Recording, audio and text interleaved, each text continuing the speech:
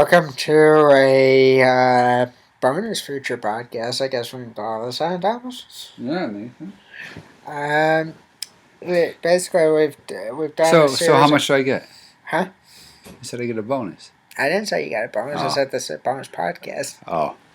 I get excited. As opposed to a bogus podcast. Which is what it would be if I were leading it, right? Yeah. Especially tonight. Yeah, but listen, we don't have too much time on this because we want to keep it short so the folks will tune in to listen to our regular stuff. In this particular instance, I just wanted to clear up something. At the beginning of every Moviecase podcast, you hear a little bit of music that plays you into the podcast, and you hear a little bit of music that plays us out of the podcast. The same music you heard at the beginning of this one.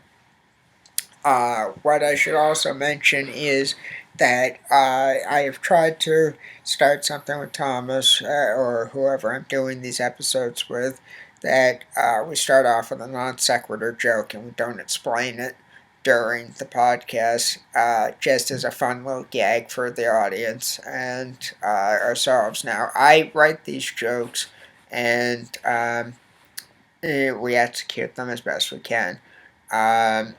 You'll recall the Beetlejuice joke. Yeah. Uh, I enjoyed that one. Yeah, so did I. It took me 2.5 days to come up with, though. Yeah. And I think on hard on these things. Yeah.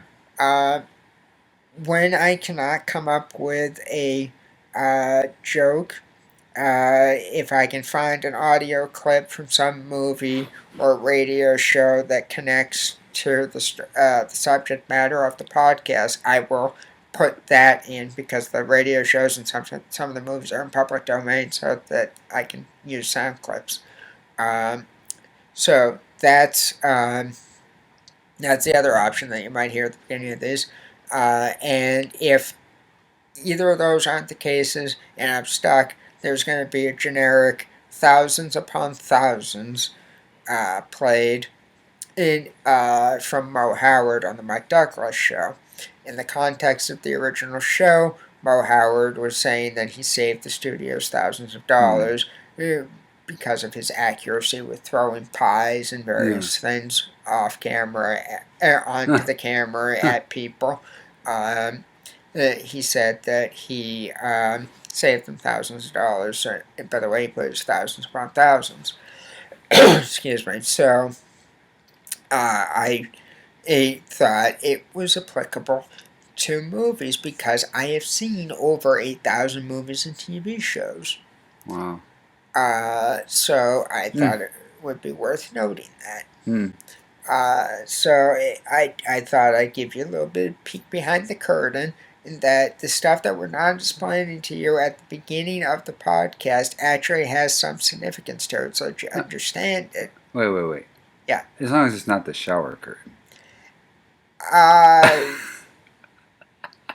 There's only 2 instances where I can think of the shower curtain working to somebody's advantage in that. One is if they see the movie Psycho. Yeah. And the other one is if your cousin was behind it. Oh my gosh. I can't believe you just said that. Now, I say that as a point just to make Thomas blush. In actuality, I would say that for a guy, it's if he can see any woman in the showers. On the other hand, for a woman, it would probably be not to see a guy in the shower. Even your principal? Huh? Even your principal? Well, there's an exception to every rule. In the case of my high school vice principal, it would have been 2 showers. One for each of our stomachs. So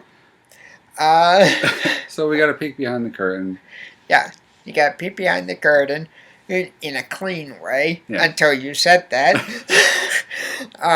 into what we're doing with this podcast. Now, I gotta ask while we're here, are there any questions that you have for me about this podcast as to why I'm doing any of this stuff?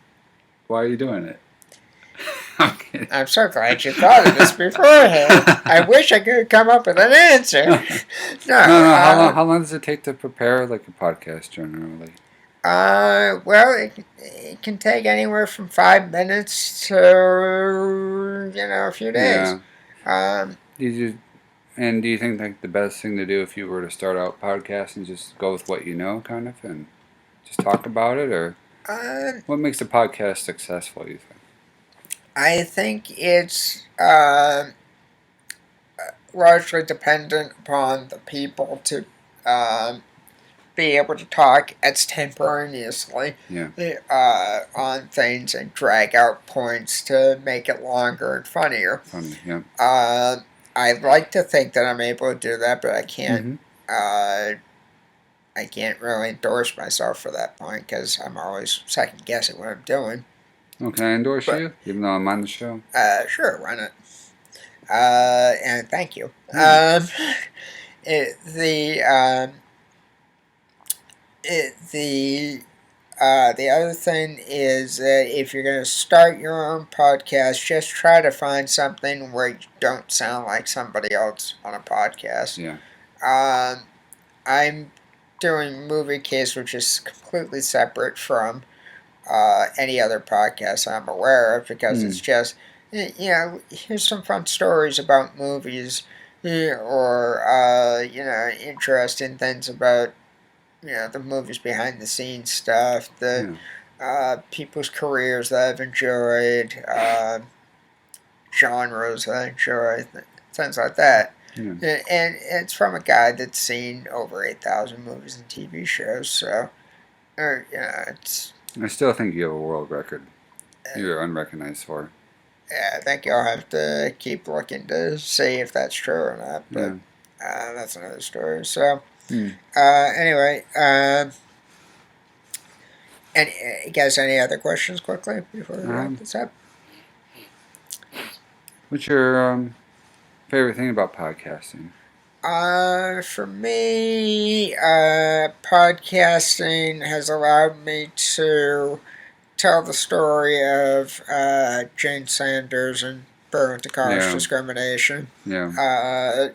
Unedited, it's also allowed me to talk extemporaneously about movies, people that I know, situations I've been in, funny things that have happened to me, and stuff.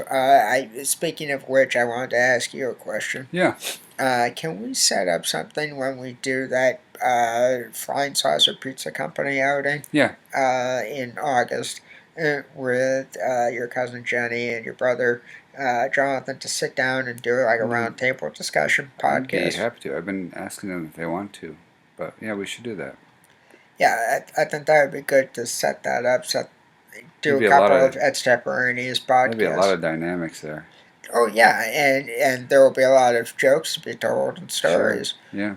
Yeah. And if I haven't told all the stories already, I can bust a few open. Oh yeah, for sure. Like that piece, that op-ed that I wrote about friendship. Talk about that even. Yeah. Yeah, Facebook. I mean, they're both in the Facebook heavily, so. Yeah. There's so much to talk about with Facebook.